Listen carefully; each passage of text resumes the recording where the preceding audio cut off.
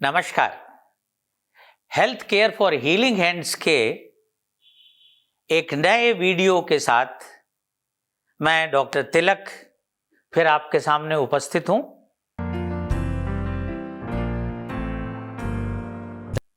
इस बार हम बात करेंगे बच्चों द्वारा रात में बिस्तर गीला करने के बारे में।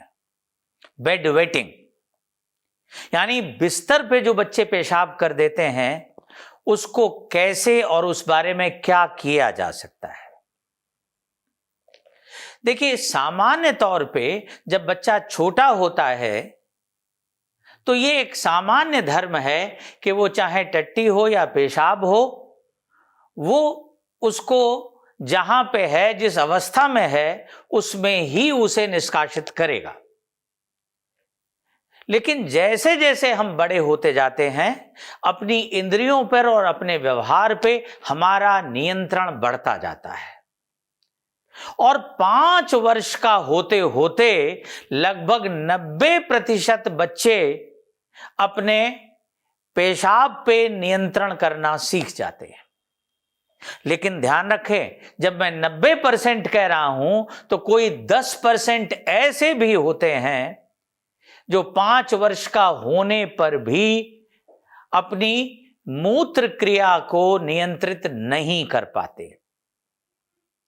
और सच पूछिए तो जैसे जैसे बड़े होंगे, इसमें ढेर से स्वभावतः इन शक्तियों को आत्मसात कर लेंगे और ये चीज और कम और कम और कम होती जाएगी। और अगर हम आंकड़ों की भाषा में देखें तो 18 साल के होते होते भी लगभग 2% बच्चे ऐसे रह जाते हैं जो तब भी बेड वेटिंग कर सकते हैं। तो क्या करें हम इसके बारे में?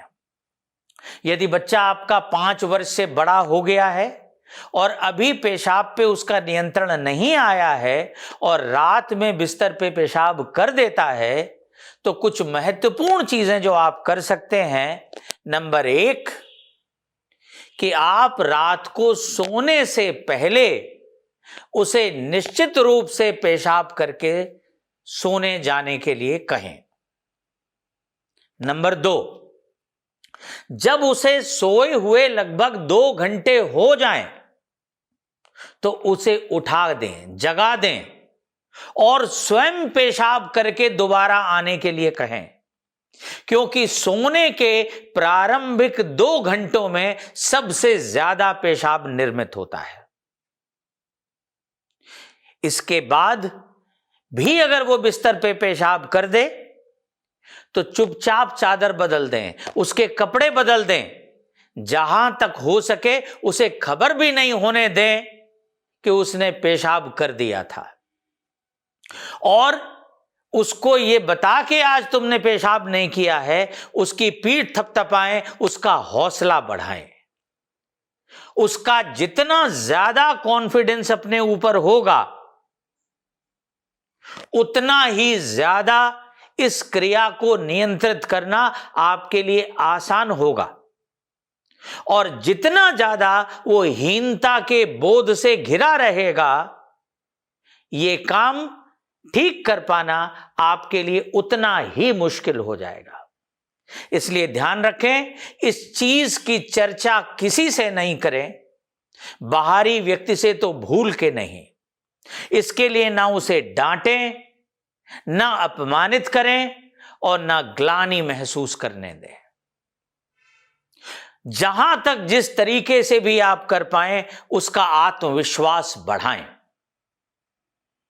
एक चीज और जो आप कर सकते हैं वो ये कि दिन में यानी सूर्यास्त के पहले उसको पानी और पतली चीजें, दूध है, सूप है, जूस है, फ्रूट जूसेस हो सकते हैं, वो ज्यादा पिलाएं और उससे कहें कि जब पेशाब लगे तो तत्काल पेशाब करने ना जाए, उन्हें रोके रखे।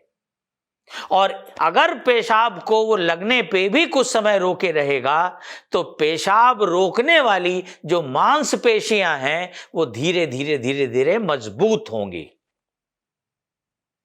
और सूर्यास्त के बाद में सायंकाल से फिर उसे पानी और पतली चीजें जितनी कम दे सकते हैं उतनी कम दें, क्योंकि सूर्यास्त के बाद दिए गए पतली चीजों का निस्तारण मूत्र के रूप में फिर रात में होगा, जो हम नहीं चाहते। अगर इन सारी बातों का ध्यान करने के बाद भी आपके बच्चे का मूत्र नियंत्रण ठीक नहीं हो रहा और वो अभी भी बिस्तर गीला कर रहा है, तो ये जरूरी है कि आप उसे चिकित्सकीय परामर्श के लिए ले जाएं। जिन बच्चों में कब्जियत रहती है, टट्टी बहुत मुश्किल से होती है या कई कई दिन बाद होती है, या जिनको मूत्र नली का संक्रमण है, या जिनमें थायराइड हार्मोन की कमी है, उनमें भी इस किस्म की शिकायत मिल सकती है। तो हो सकता है आपको उसके टट्टी की और पेशाब की जांच कराना हो, और यदि कोई खराबी निकलती है तो उसका उपचार भी करना पड़े। अन्यथा कुछ एंटी डिप्रेसेंट मेडिसिन्स आपके बच्चे को प्रिस्क्राइब की जा सकती हैं, जिनका काम यह होगा कि वो बच्चे की नींद को बहुत गहरा न होने दे, जिससे यदि उसका यूरिनरी ब्लैडर यानी पेशाब की थैली रात में भर जाती है तो भी उसे संकेत मिल जाए और वो उठ के पेशाब करने जा सके। बहुत बहुत धन्यवाद। इस अंक के साथ यहीं विदा लेते हैं। हमारे इस अंक को यदि पसंद आया हो तो लाइक और सब्सक्राइब करना न भूलें। धन्यवाद।